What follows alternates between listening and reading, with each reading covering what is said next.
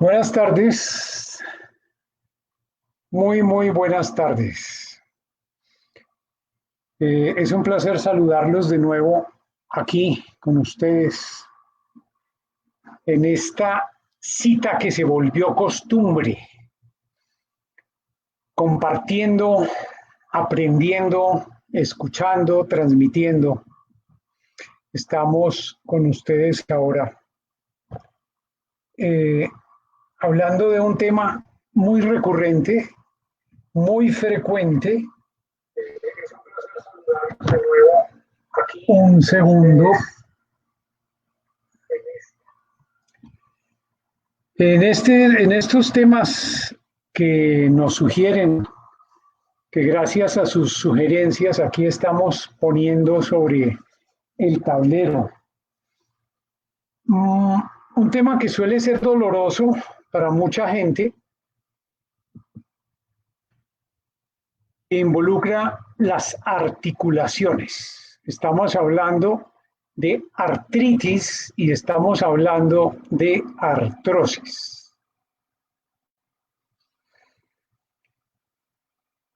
Esos dolores, esas articulaciones que nos limitan, que nos incomodan, que incomodan a alguien cercano en la familia, que nos están generando enredos, dolores.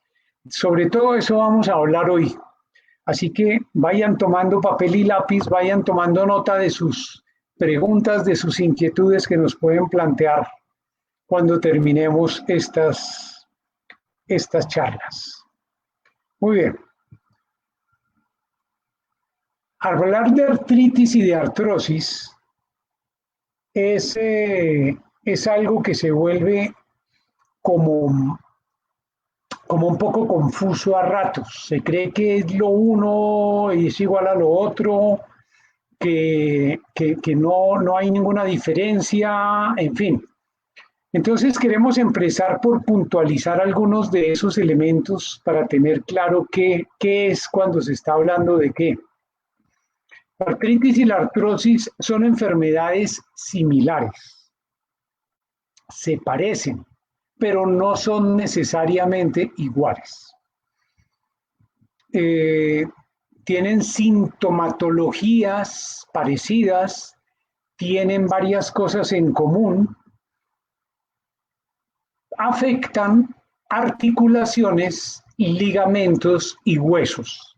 Escuche bien en ese concepto porque es importante tenerlo claro para poder entender lo que viene posteriormente.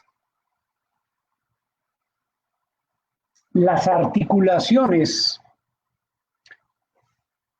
son la suma de todo lo que ustedes ven en un momento dado, donde hay unos cauchitos que sujetan los huesos entre sí para que se mantengan alineados. Hay un forro en la punta de cada uno de los huesos para que no choquen los huesos, no se desgasten. Ese cauchito que se llama cartílago y que ustedes probablemente han visto cuando comen pollo, que en la punta de los huesos aprecian un sombrerito blanco, una cachuchita blanca. Ese es el cartílago. Esos elementos que están allí pegados al hueso, esos cauchitos que lo sostienen, esos ligamentos, ese cartílago, el hueso mismo, están rodeados por una bolsita. Esa bolsa ayuda a mantener lubricada la articulación, a mantener el aceitico que permite que haya un movimiento suave, que se deslice un hueso sobre otro. Entonces, estas afecciones de artritis, de artrosis, pueden afectar uno o varios de estos componentes. Eso es lo que estamos tratando de clarificar en primer lugar. Cuando se habla de artritis y de artrosis, hay que establecer esas diferencias, sobre todo para conocer cuál es la situación por la que estoy atravesando, por qué me duele o por qué le está doliendo a una persona cercana a mí. Entonces, ¿qué es la artritis? ¿Qué es? Empecemos por definirlo. Artritis es una denominación, un término, una palabra que en términos generales define una afección inflamatoria de todo ese paquete que acabamos de mencionar, que se llama articulación. Yo puedo tener en un momento dado artritis en una articulación porque me la lesioné, porque me dio una infección, porque me corté ahí cerca, porque estuve haciendo algo que me la lastimó por presión o alguna cosa similar. Eso es artritis. Se refiere básicamente a una inflamación sin hacer mayor distinción. Es una articulación inflamada. Eso es una artritis. En general, artritis, esa terminación itis, se refiere a situaciones donde está involucrada una inflamación. ¿Estamos claros hasta allí? Pónganme cuidado para que me sigan la cuerda. Muy bien. Esta es una articulación. Esta es una articulación donde estamos mostrando su parte interna, estamos mostrando la parte de los huesos, ese hueso forrado con el cartílago respectivo aquí en la punta, aquí también hay cartílago, para que se pueda deslizar, se pueda mover este hueso contra este hueso y no se desgasten entre sí. Eso es una articulación. Esa articulación a su vez tiene esos elementos que ayudan a sostenerla en su sitio, que mencionábamos como ligamentos. Tienen por supuesto músculos que ayudan a mover esas partes que rodean la articulación, que ayudan a mover el hueso. Tienen la bolsita que está conteniendo esa articulación. En este caso, estamos hablando de la articulación del hombro, para tener un ejemplo claro. Y si la miramos en detalle, entonces nos encontramos con que aquí está con sus elementos, con sus ligamentos, con esos cauchos que la sostienen, que ayudan a que se mantenga en su sitio, así hagamos fuerza en un momento dado. Cuando, por ejemplo, sucede un esguince, es que estos cauchitos se dieron y el hueso se sale del sitio donde está porque no dio la fuerza suficiente por algún motivo, porque hubo muchísima fuerza de tracción o algo que hizo que se saliera de su sitio. Entonces, esto es una articulación con su correspondiente bolsa que está rodeándola por fuera para protegerla, para proteger ese líquido que ayuda a aceitar esa articulación. Ahí tenemos la claridad del asunto. La artritis no se restringe a la articulación, a la parte ósea. Esa artritis puede en algún momento afectar la piel, los músculos o los órganos. Los tres tipos comunes, los más frecuentes de artritis, encontramos la osteoartritis, encontramos la artritis reumatoidea y encontramos la gota. Esto es lo que más frecuentemente se presenta, lo que más frecuentemente consultan las personas cuando van a una consulta médica, cuando se acercan a una consulta médica.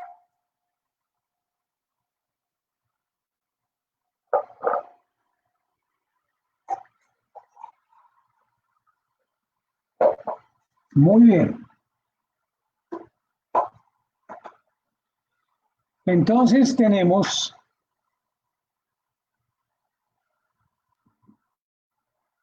la osteoartritis. Se daña el cartílago, se daña este forrito. Ese forrito, cuando se daña, permite que este hueso choque contra este hueso y eso hace que se produzca inflamación y dolor. Se da generalmente en las personas de edad, en los ancianos, pero no quiere decir que sea una condición necesaria, obligatoria según la edad. Y se los digo porque con mucha frecuencia escucha uno que viene un paciente y se queja porque el colega de alguna institución le ha dicho, pero es que a su edad, ¿qué más puede esperar? Yo disiento de ese concepto, no me parece que sea necesariamente que porque se avanzó en edad, ya a partir de tal año, de tal fecha, usted ya está matriculado para tener osteoartritis. Eso no necesariamente es así. Yo veo la salud y estos problemas en particular como una cuenta de ahorros. Por eso la insistencia de estar ahorita que tengo forma de depositar en la cuenta de ahorros, depositando, comiendo bien, haciendo ejercicio, descansando, manteniéndome de una forma tal que me permita conservarme. Estoy depositando en la cuenta. ¿Para qué? Para que no se me acabe en algún momento. Ese es el asunto. Esa osteoartritis es dolorosa, por supuesto que sí. Y es dolorosa porque empieza a haber un roce de hueso contra hueso. Empieza a haber hueso deforme, hueso que se va formando callos, pedazos de hueso mal crecidos. Y por supuesto, eso produce dificultad para moverse y produce inflamación. En nuestro medio, la osteoartritis se conoce como artrosis. Es eso, esa degeneración del hueso que se va dando porque se va dañando el hueso. Y es una forma de artritis, de inflamación de la articulación que se diagnostica con mucha frecuencia. En la artritis reumatoidea, la bolsita que les decía hace un rato que envuelve el hueso, que envuelve la unión de los dos huesos, que envuelve el cartílago, que hace el paquetico, se inflama. ¿Cómo se inflama? Se hace muy difícil mover esa articulación y muy doloroso. Pero es un proceso que se continúa, porque es un proceso que tiene un componente autoinmune, es decir, mi sistema de defensas se me volvió en contra y me está atacando, me está afectando esa bolsita que se llama bolsa sinovial, membrana sinovial. Y esa bolsa entonces se daña y se empieza a destruir también el cartílago correspondiente a esa articulación. Por eso se hace tan doloroso, por eso se hace degenerativo. Hay otra circunstancia donde empezamos a ver como bolsitas, como peloticas en las articulaciones, en los codos o en las rodillas o en los dedos, como se ve acá, estos son los dedos de una mano, o en el dedo gordo del pie más frecuentemente, y a eso se lo denomina gota. La gota tiene como característica que es periódica, es decir, da cada cierto tiempo. no se mantiene, casi que se desaparece entre una y otra crisis. Pero en el momento que da, es extremadamente dolorosa, se inflama muchísimo la articulación, se pone muy caliente, muy sensible, enrojecida, no tolera ni siquiera que se le acerque la sábana, es extremadamente dolorosa. Y si bien es cierto que también es una artritis porque se inflamó la articulación, es una artritis con un origen bastante distinto de lo que venimos hablando hasta ahora. En ella generalmente se involucra en alguna proporción la presencia de ácido úrico. Cuando comemos carne, cuando comemos cierto tipo de alimentos, las proteínas que tienen, especialmente algunos tipos de carne, la carne de cerdo, la carne de vaca, la carne vacuna, contiene unas proteínas que al desarmarse dejan muchos desechos y una parte de esos desechos son el ácido úrico. Pero hay que tener en cuenta también una cosa, nosotros estamos cambiando los tejidos, estamos renovando tejidos, lo cual supone que debemos desarmar esas proteínas que hacen esos tejidos para poder volver a ser tejidos nuevos. Y eso es como si nos hubiéramos comido ese pedacito de tejido y lo estamos desarmando. Entonces también producen desechos. Una proporción importante del ácido úrico que producimos está originado en ese reciclaje de tejidos. El ácido úrico no necesariamente es el malo del paseo, no, así como el colesterol. No es que el colesterol por sí mismo sea malo, no es que el ácido úrico por sí mismo sea malo. Es el acúmulo excesivo por varias circunstancias relacionadas con inflamación. Aquí tenemos unos ejemplos, unos esquemas, unos dibujos mostrando esa situación que mencionábamos ahora, donde tenemos una articulación normal. Fíjense, aquí está el hueso, la cachuchita blanca que mencionábamos hace un rato, está sana, está muy bien, no hay problema. El cartílago, tenemos el líquido, el aceite que lubrica esa articulación y tenemos la bolsa respectiva que ayuda a mantener el aceite y la articulación en su sitio. Esa es una articulación normal. Aquí tenemos en una situación de osteoartritis, de artrosis, donde se ha destruido el cartílago, se ha dañado, entonces los huesos chocan entre sí, frotan entre sí y eso genera bastante dolor e inflamación. En la artritis reumatoidea, además, la bolsa que rodea la articulación se inflama y termina destruyéndose el hueso, el cartílago y la bolsa sinovial correspondiente. Esas son las diferencias básicas de lo que estamos hablando.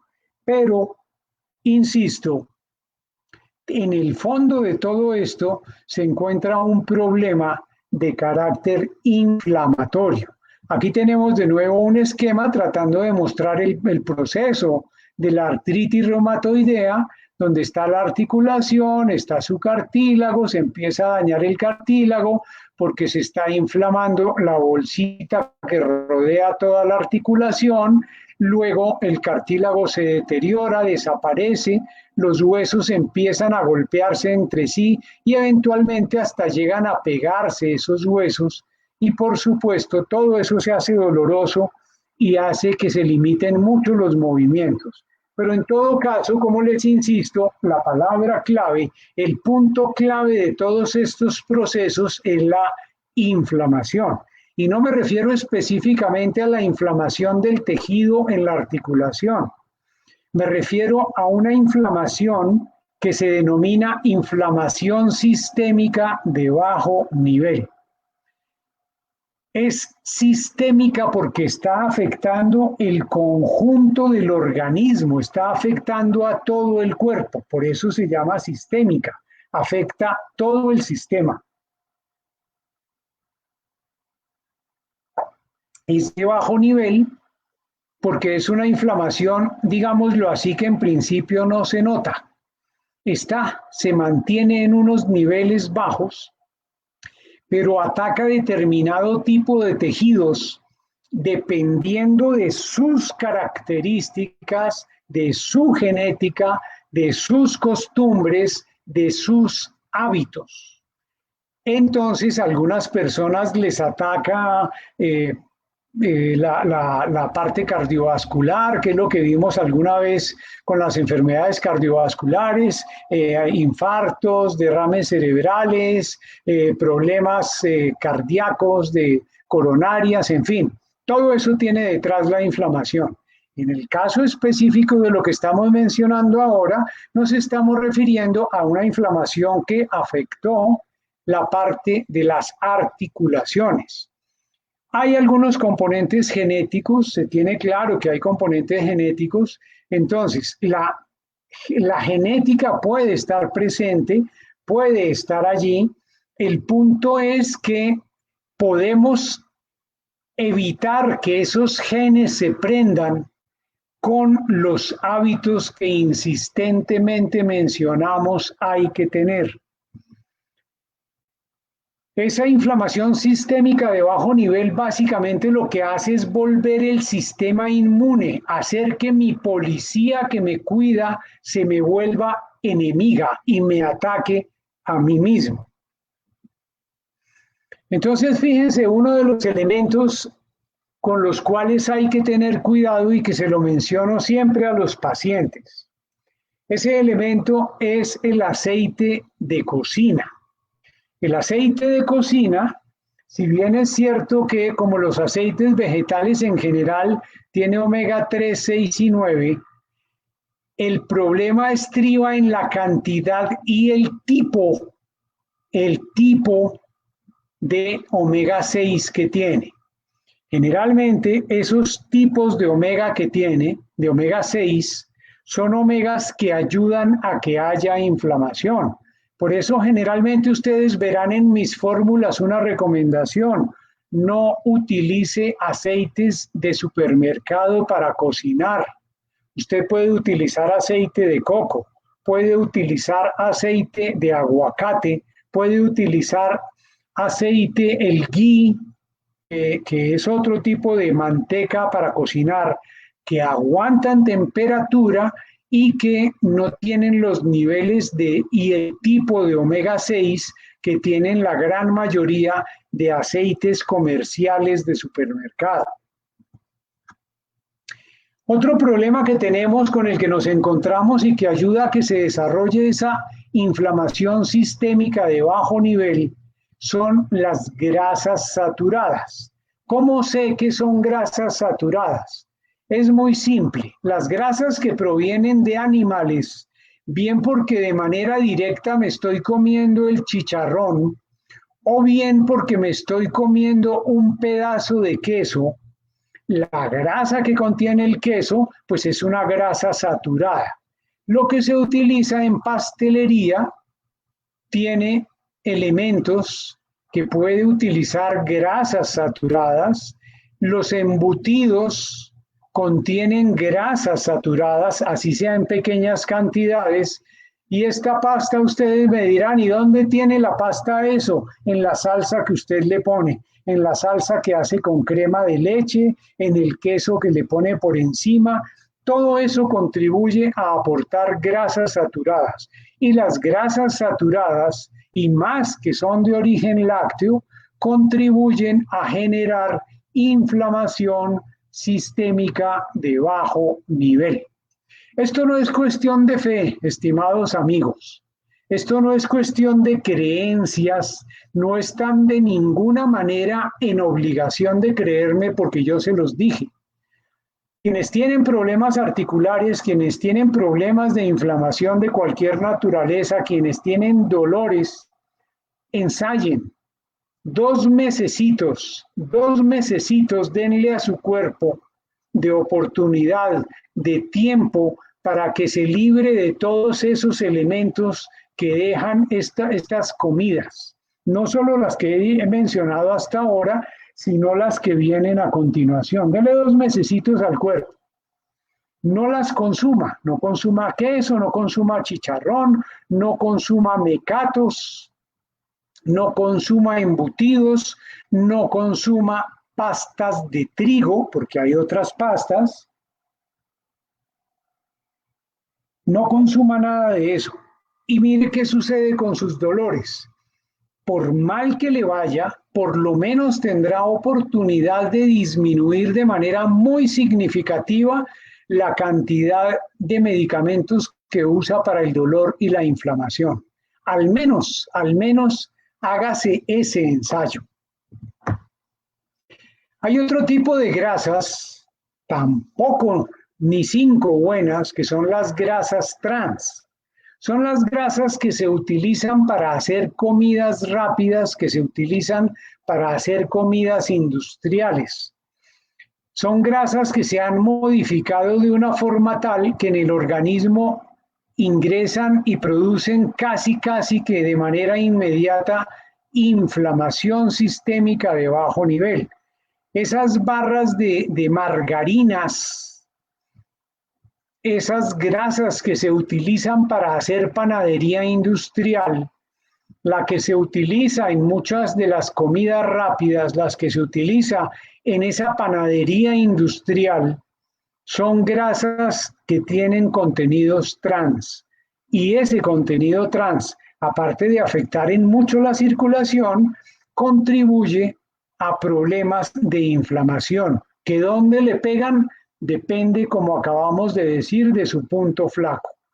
Puede que le ataquen por las articulaciones, puede que le ataquen el páncreas, puede que le ataquen el sistema cardiovascular, en fin. Esto es otro personaje extraordinariamente dañino. Yo he visto con preocupación que se ha venido popularizando el uso de unas sopas instantáneas que están vendiendo.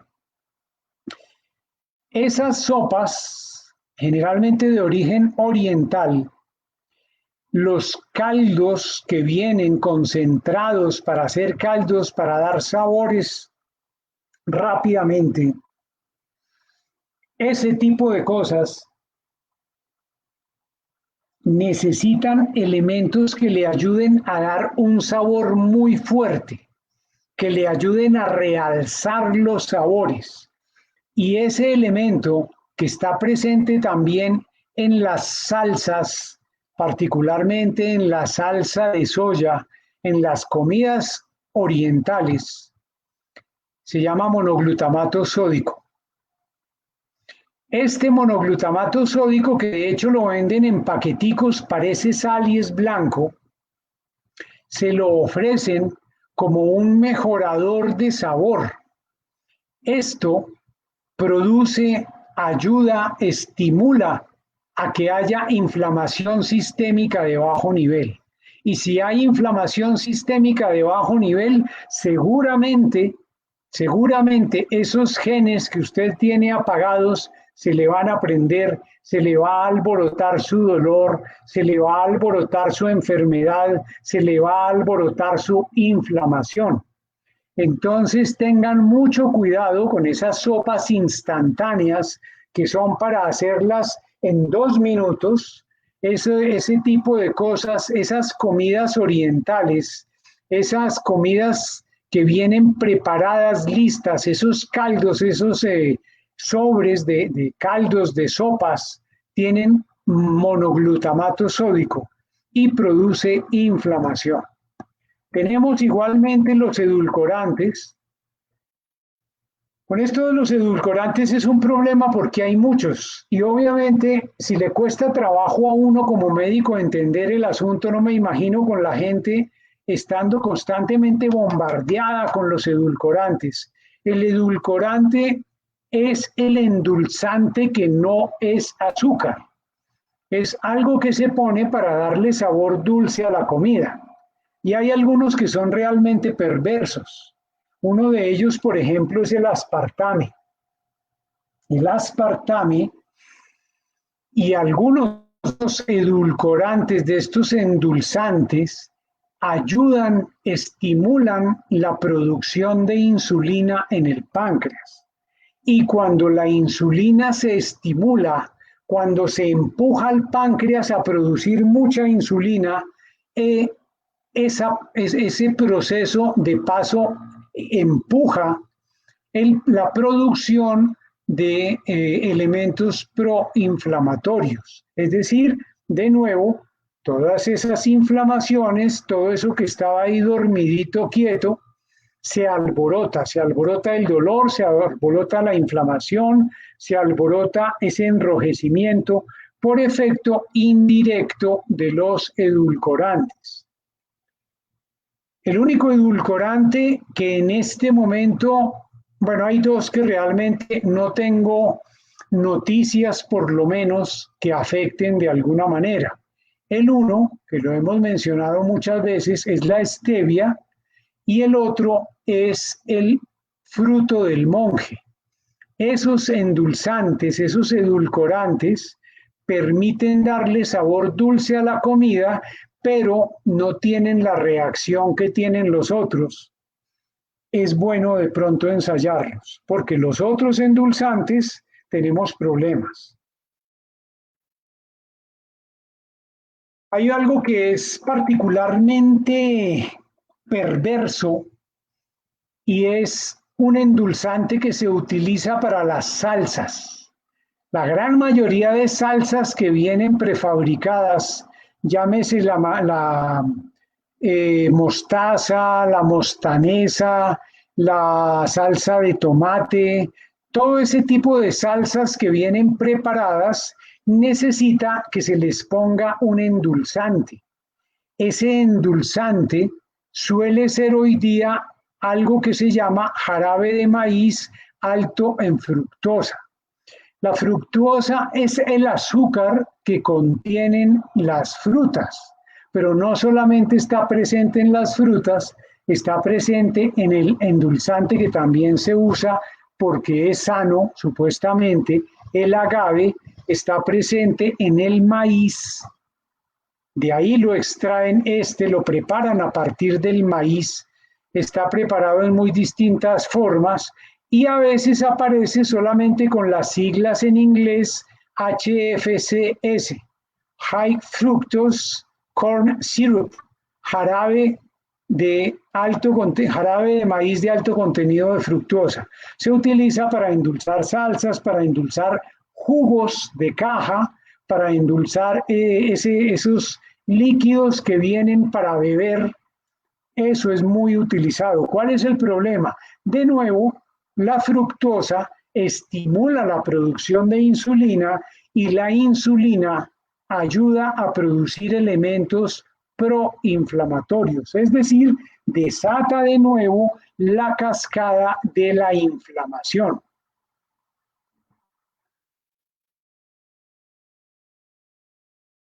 Otro problema que tenemos es el trigo. Habíamos mencionado la pasta hace un rato y quiero hacer hincapié en eso. Yo no podría decir, no podría asegurar en este momento cuál es el problema, si el problema es el trigo como tal con el que hacen la pasta, o el problema son todos los fumigantes, todos los pesticidas que le ponen al trigo para que pueda crecer de manera industrial.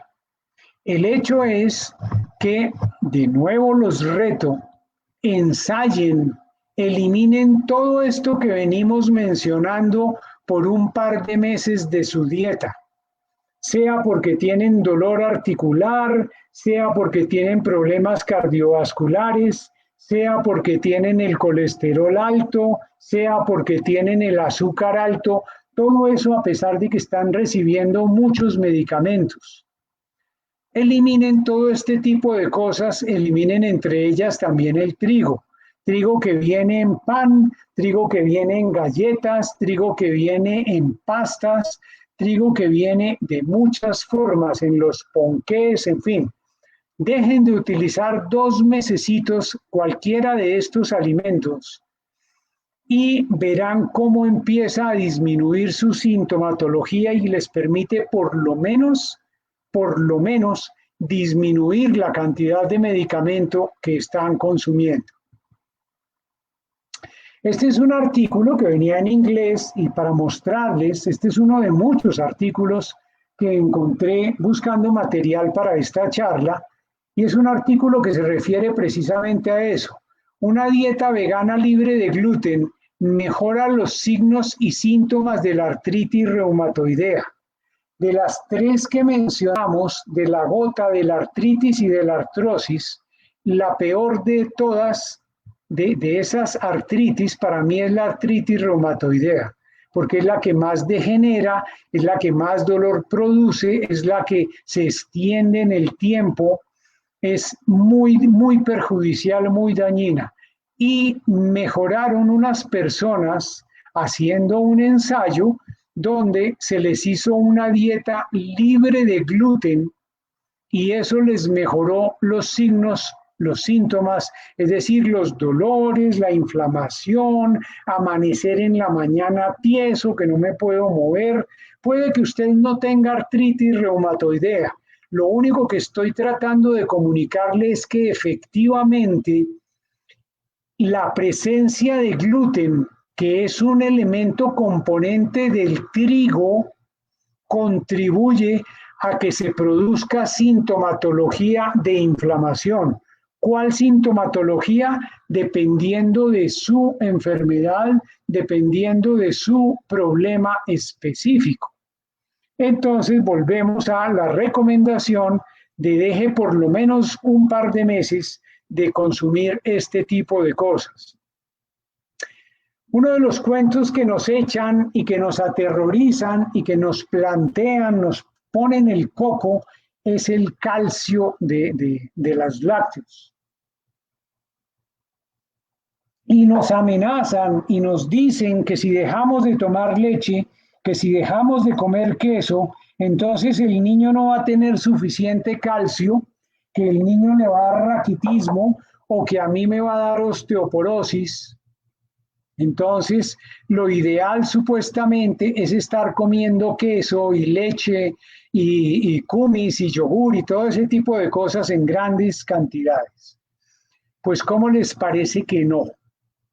Ustedes pueden perfectamente sustituir el calcio, que además, oiganme bien, además es un calcio que se asimila en muy poca cantidad. Imagínense ustedes que este calcio viene, por decir algo, en pastillas, el calcio del queso. Si yo me como 10 pastillas del calcio del queso, si me va bien, me funcionan 2 pastillas. Las otras se desperdician, se van por otros lados, no sirven, no se van para los huesos. Entonces, ¿cómo adquiero calcio para los huesos? Con nueces, con semillas, con ajonjolí, con algas, con vegetales. Sí, no me miren con cara de marciano, porque cuando uno le dice a la gente que los vegetales tienen calcio, lo miran con una cara de duda como que, ¿cómo es eso? Me está echando un cuento, ¿no? Los vegetales, las hojas contienen calcio. Entonces se puede perfectamente hacer una combinación, hacer ensaladas que llevan mucho ajonjolí, que llevan mucha linaza, que llevan muchas hojas verdes y con eso tenemos el calcio que requerimos.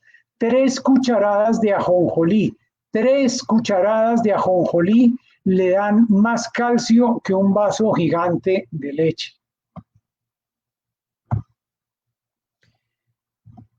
Ay, un dolor de cabeza de todos los días con los pacientes, los pasabocas, porque lo primero que le preguntan a uno es, ¿y entonces qué puedo comer cuando me dé la ansiedad? ¿Me puedo comer un paquete de? y le mencionan todos esos, las papas fritas o cualquiera de los pasabocas que vienen empaquetados. Esos pasabocas tienen muchos de los elementos que hemos mencionado. Tienen colorantes que ayudan con la inflamación, tienen grasas que ayudan con la inflamación, tienen trigo que ayuda con la inflamación, tienen saborizantes que ayudan con la inflamación. Entonces, nos lo venden como saludables porque tienen 3 granitos de linaza o de semillas de chía, pero es muy dudoso realmente cuando uno se pone a ver en detalle el paquete y a ver el contenido de lo que le están vendiendo. Este es un elemento que hemos mencionado con mucha frecuencia.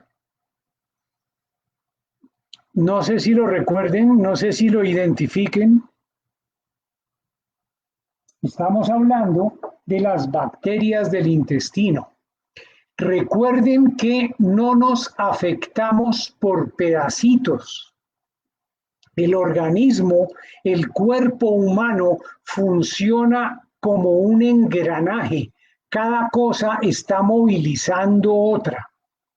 Entonces, la homeostasis es cuando tenemos la cantidad y el tipo de bacterias que debemos tener en el intestino.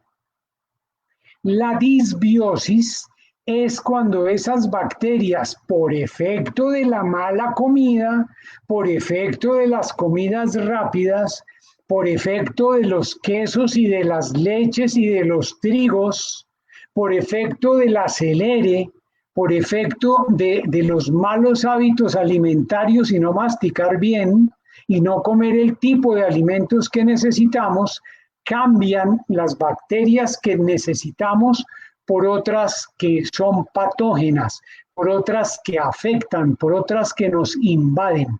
Y en ese momento, esa situación, ese cambio en el intestino produce reacciones inflamatorias en el resto del cuerpo.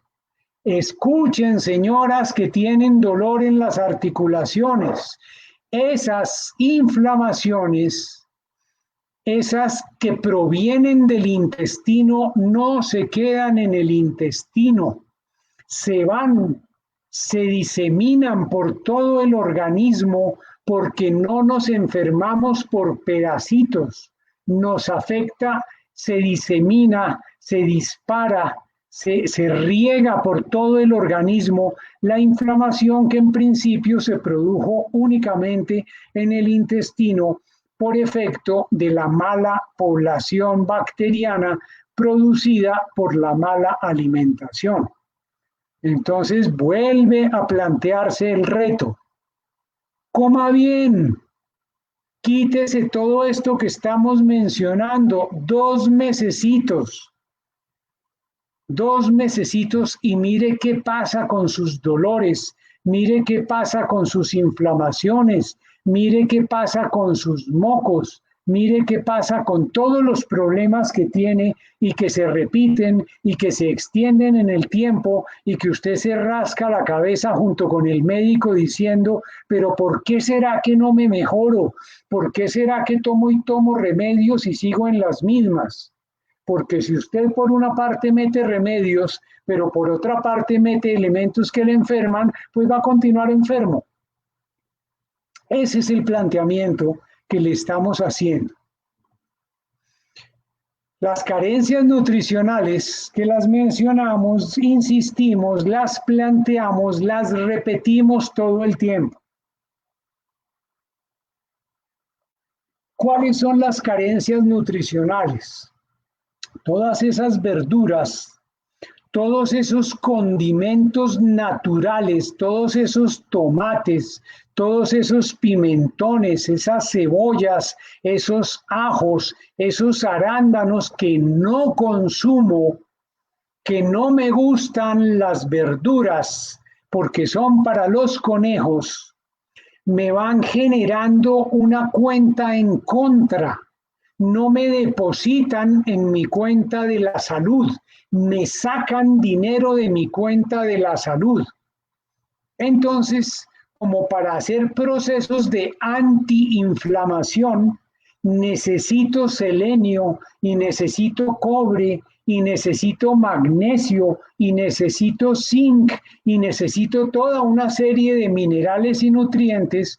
Como no los tengo en el organismo, pues entonces la enfermedad encuentra el camino abierto para regarse.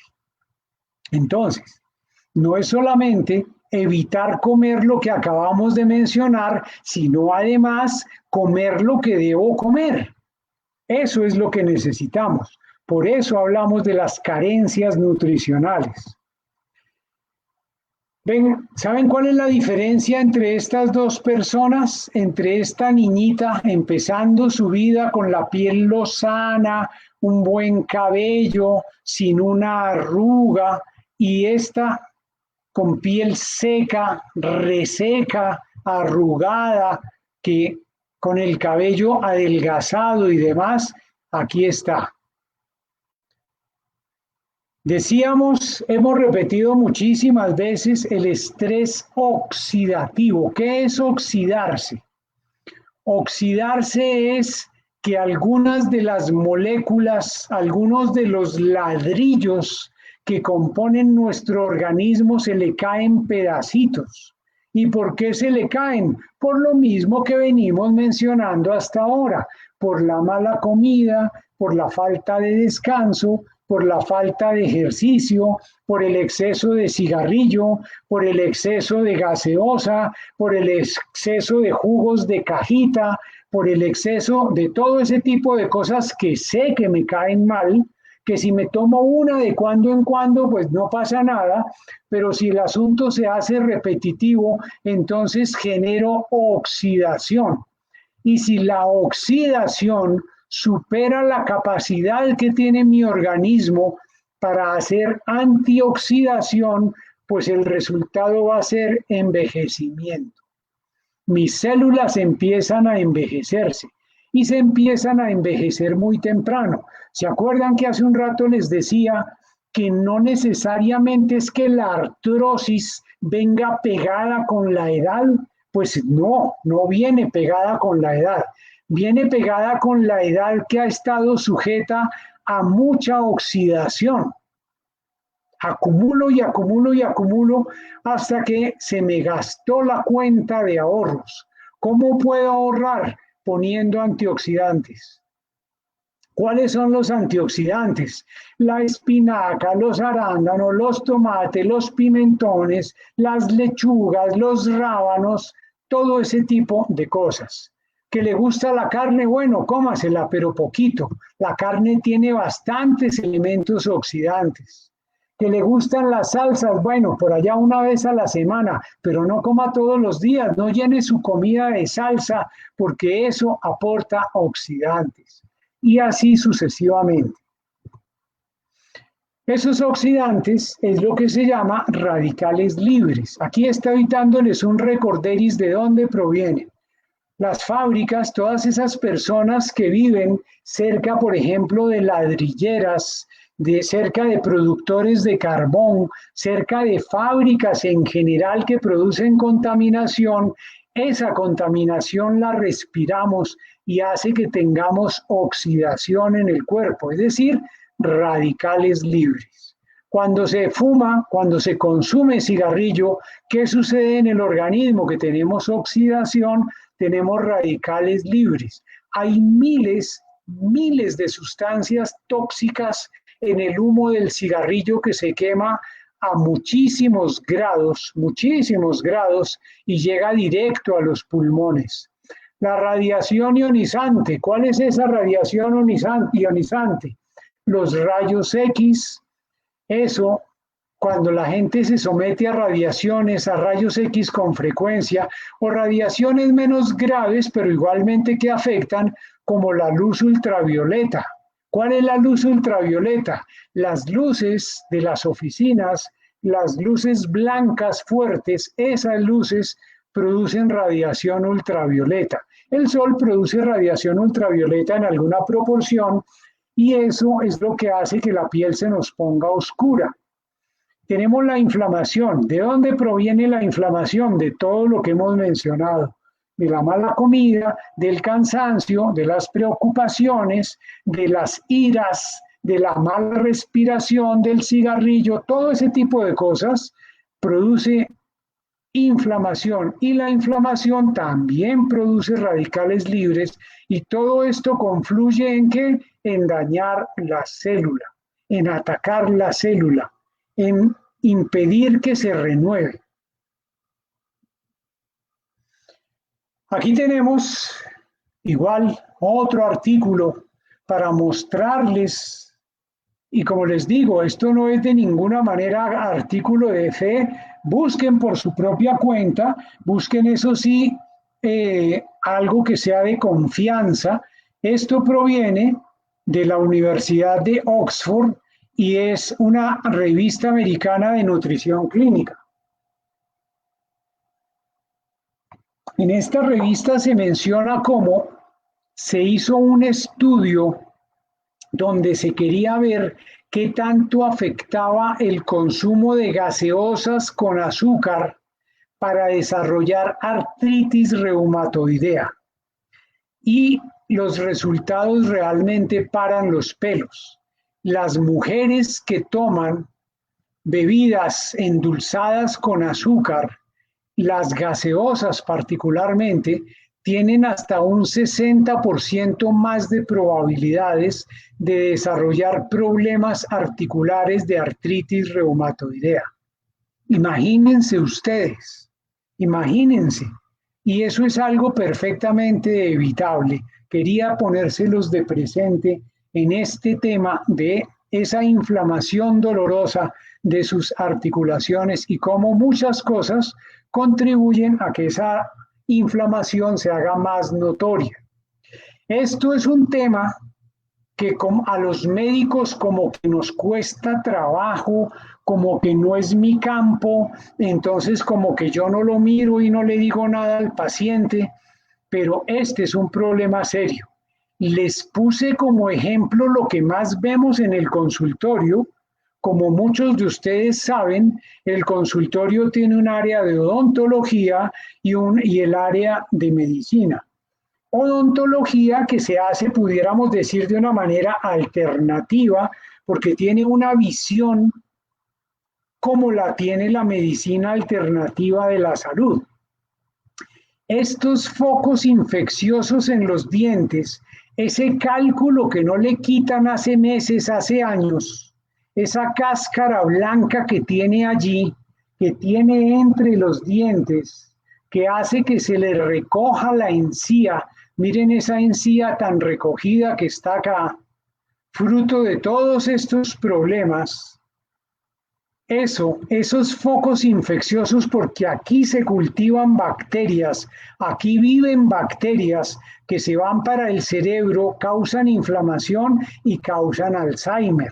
Se van para el corazón, causan inflamación y causan infartos. Y por supuesto, se van para las articulaciones y contribuyen a que de nuevo se dispare esa inflamación, esos problemas articulares que se le están manifestando.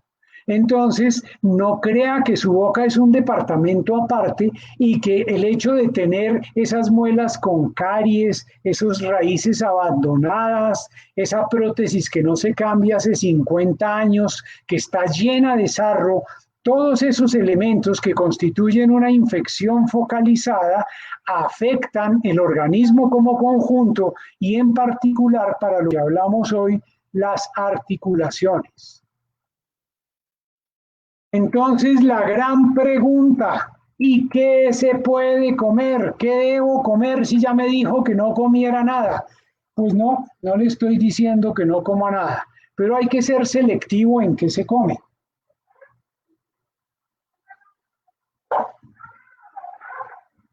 Lo hemos mencionado muchísimo, el omega 3. Los aceites tienen omega, ya lo dijimos. Pero necesitamos un aceite cuya cantidad de omega 3 sea por lo menos 4 veces la cantidad de omega 6. El problema en los aceites comerciales de fritar común y corrientes es que tienen demasiado omega 6 y muy poquito omega 3.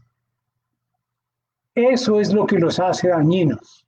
Entonces hay que buscar fuentes de omega 3. Aquí les presento 2 fuentes. La una, ya sospechan ustedes qué es esto, un salmón, pero no salmón chileno, no salmón que está cultivado, que está criado con concentrado como criando pollos. Necesitamos salmón salvaje, salmón del Ártico. Ese es el que se requiere.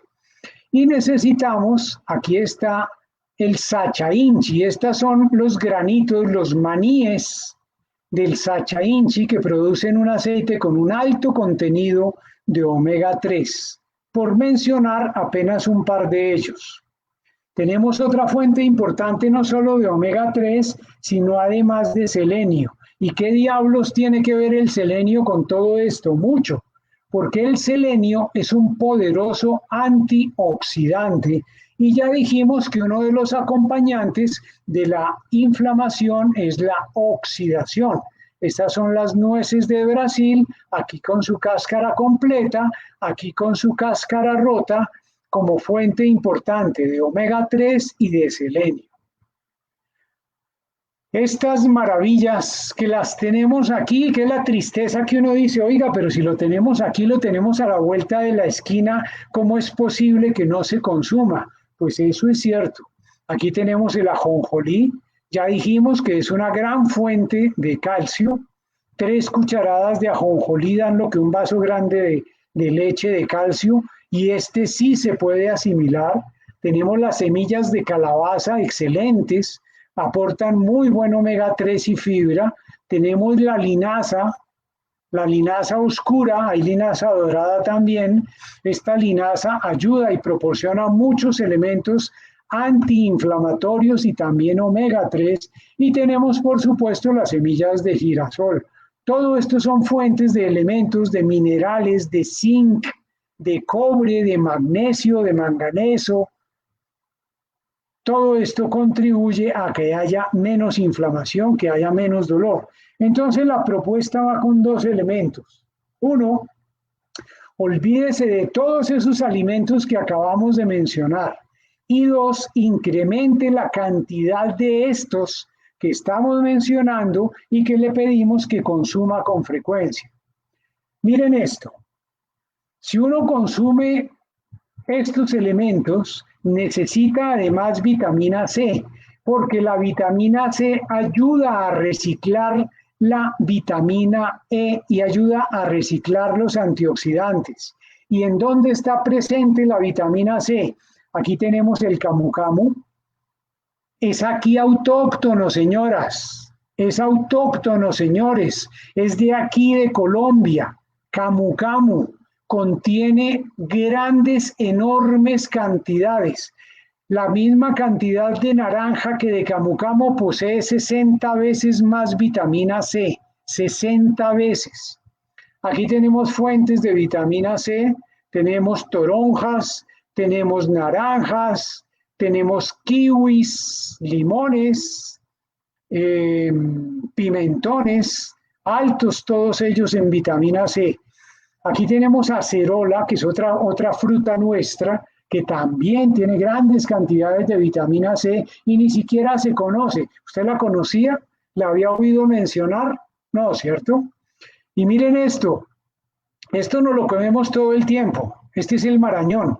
Pero esta manzanita que la llaman falso fruto del marañón no se le para bolas y tiene grandes cantidades, entre otras muchas, de vitamina C. Entonces, todos estos son alimentos ricos en vitamina C que podemos conseguir aquí, son colombianos, son nacionales, son autóctonos, no hay que importar nada del otro lado del mundo. Dígame que no tiene cebolla en su cocina. Dígame que su señora no tiene allá 2 o 3 cabezas de cebolla roja o blanca. contienen quercetina, que es un antioxidante, y sabemos que al hacer antioxidación, eso disminuye la presencia de sustancias proinflamatorias, es decir, ayuda a disminuir la inflamación. El té verde, el té en general, escúchenme por favor con atención, té es té, no existe tal cosa como té de manzanilla, eso es aromática de manzanilla. No hay té de hierbabuena, eso es aromática de hierbabuena. Té es té. Uno no puede decir, deme un chocolate de té. No, no existe. El chocolate, el cacao es una cosa y el té es otra. Entonces, clarifiquemos. Estamos hablando de té, de las hojitas que se consiguen desde hace 100 años en Colombia en un sobrecito para ponerlas en el agua. Pero además hoy día se consigue ese té verde. Entonces, tanto el té negro como el verde tienen sustancias que ayudan a disminuir la inflamación. Y si disminuye la inflamación, pues ayuda a disminuir los síntomas de la artritis, cualquiera que ella sea. El brócoli.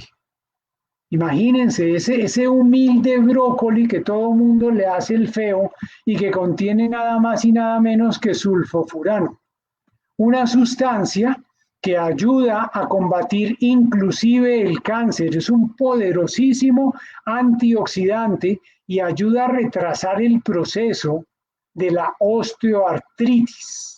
Es rico en calcio además, es decir, aparte de todo, ayuda a fortalecer los huesos y no se requiere tomar leche. Frijoles. Los humildes frijoles, ¿cuáles no necesita buscar frijoles raros? Consígase los frijolitos chiquitos de cualquier tipo que se consiguen en cualquier almacén aquí en Bogotá. Consiga frijol caraota, consiga frijol atsuki, consiga frijol cabecita negra, consiga frijol blanco, cualquiera de esos frijoles, o mejor aún, rotándolos, combinándolos, comiendo de varios de ellos en distintos tiempos. Contienen elementos que le ayudan a combatir la inflamación. Entonces, la recomendación, el resumen, el colofón de toda esta charla, gracias por la paciencia de hoy, que me pasé 5 minutos, es que antes de dar el próximo mordisco, pregúntese, ¿esto me ayuda con mi salud futura o me la quita? Y decida qué quiere hacer. Hay que ser absolutamente cuidadosos, porque cuando uno va a comprar cosas que dice, no, es que yo soy juicioso, entonces voy a conseguir stevia, aquí me dice orgánico, entonces ya, eso quedó sano, es una stevia muy buena y la voy a utilizar para endulzar mi café. Y miren aquí, en este caso específico, esto de stevia tiene una cantidad que no tenemos ni idea cuánto es, probablemente un poquito, muy poquito, y el resto realmente es inulina, que es otro endulzante, es decir, nos meten gato por liebre. Pero ¿cómo lo venden? Lo venden con la denominación de stevia. Entonces, eso es lo que quiero llamarles la atención, que cuando empiecen a incursionar a comprar cosas saludables, no coman cuento, no traguen entero por el hecho de que esté en la sección de sano, porque esto tiene el título de orgánico, porque dice que no tiene azúcar, porque dice que es vegano o vegetariano. Hay que leer la etiqueta, no tragar entero, porque esas denominaciones no hacen que automáticamente lo que se va a comer sea bueno. Muchas gracias, muy amables por su paciencia y estamos esperándolos para nuestra próxima semana. Ya casi se acaban estas charlas, ya llegan los talleres de cocina donde nos vamos a remangar a cocinar con toda esta información que traemos hasta acá, cómo la volvemos cocina, cómo nos remangamos y cocinamos. El tema de la próxima semana vamos a hablar de asma y rinitis, un tema que se ve muchísimo en la consulta que vemos todos los días. Muchas gracias. Doctor, hay preguntas del público. Silvia, muy buenas noches. El desgaste de cadera tiene origen en la inflamación sistémica. Sí, señora. Sí, señora. Se degenera la articulación, como hemos dicho, se va dañando el cartílago y como es una de las articulaciones que más se afecta, porque es la que más aguanta la carga, es la que más aguanta peso. Y definitivamente el asunto es cuidarla con anticipación, no esperar a que se afecte para poderla mirar. Pero sí, definitivamente la inflamación sistémica de bajo nivel se lleva a que la cadera probablemente necesite cirugía. Martis, buenas noches. ¿Qué cantidad de semillas se debe consumir al día? Estamos hablando más o menos de unos 30, 40 gramos. Su pregunta es específica, me está hablando de semillas. Por semillas yo entiendo ajonjolí, girasol, calabaza, linaza, esas son las semillas. El asunto es un poco distinto con los frutos secos, pero las semillas se requiere más o menos unas 4 cucharadas llenas, que son como 30 gramos, para completar lo que se requiere en el día.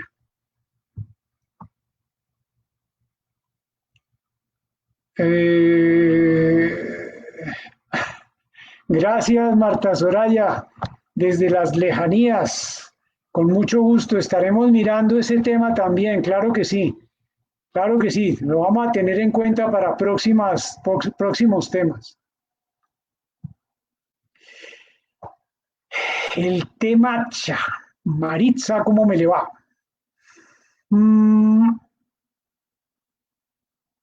El té matcha, yo prefiero el tecito, tal cual lo estaba describiendo como antioxidante.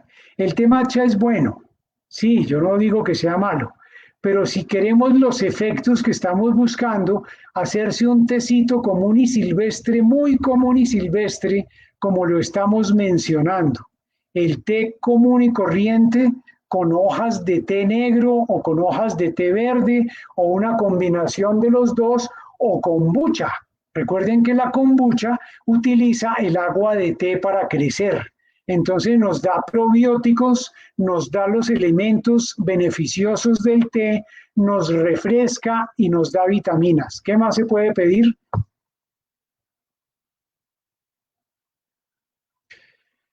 Luz Ángela.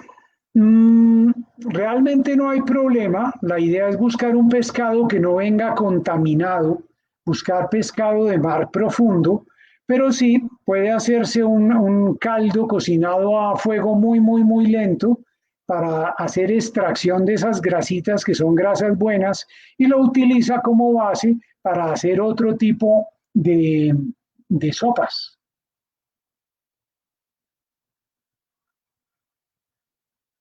Mi doctor Zamora, qué gusto saber de usted. Con mucho gusto, mi doctor. Claro que sí. Tendremos otro en la lista. Eduardo, muchas gracias por su compañía y sus preguntas. Yo prefiero el arroz orgánico, el arroz integral. La cantidad, pues, es dependiente de lo que se requiere de carbohidratos diariamente. El cálculo son más o menos 3 gramos por kilogramo de peso que debiera uno tener para calcular más o menos la cantidad de carbohidratos del día.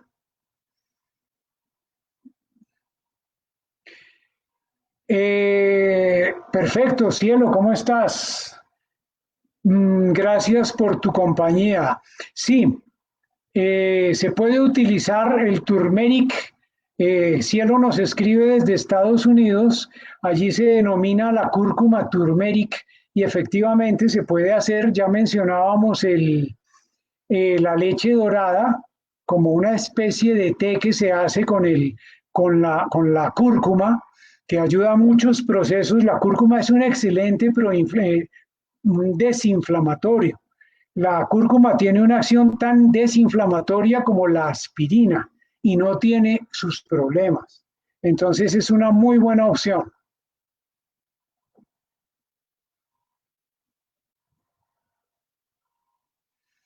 Ah, con mucho gusto, con muchísimo gusto.